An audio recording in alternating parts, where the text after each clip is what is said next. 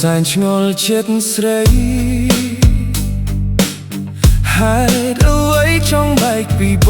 ងរឿងរ៉ាវសែនពិបាកកន្លង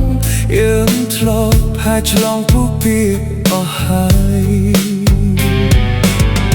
ឥឡូវទ្រង់ត្រូវខ្ទាន់ខ្ទេចបានស្ដាប់ពីពេជ្រចម្លើយអូនថាបែកគ្នាហើយមិនគួរមានឡើយអូនអើយពីថាបែកគ្នាស្នេហ៍ប្រេឆា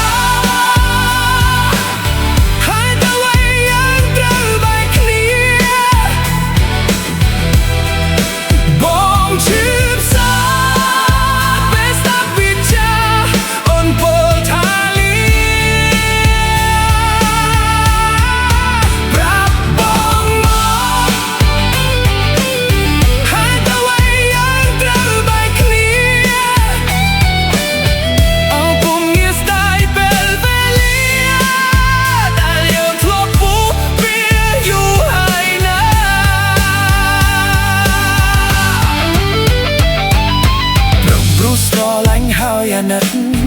អូនលើកទឹកចិត្តគ្រប់គ្រា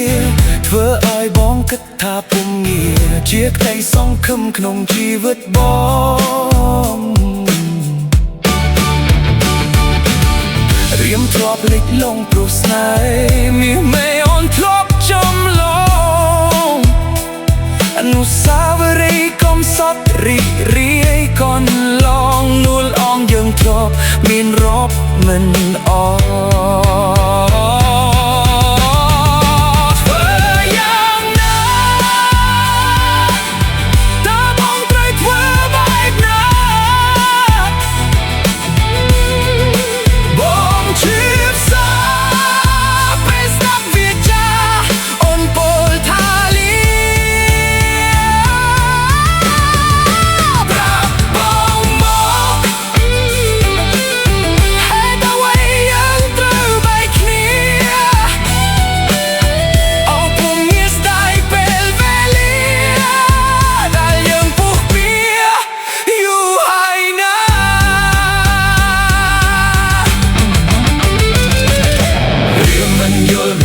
ចិត្តស្រីធ្លាប់ប្រណីបតីមេត្តាវាកក់ខ្នើផ្ទល់ឲ្យរៀមរាបាត់ទៅណាវាចាប្រាប់ហោះរៀមមិនយល់ចិត្តស្រីធ្លាប់ប្រណី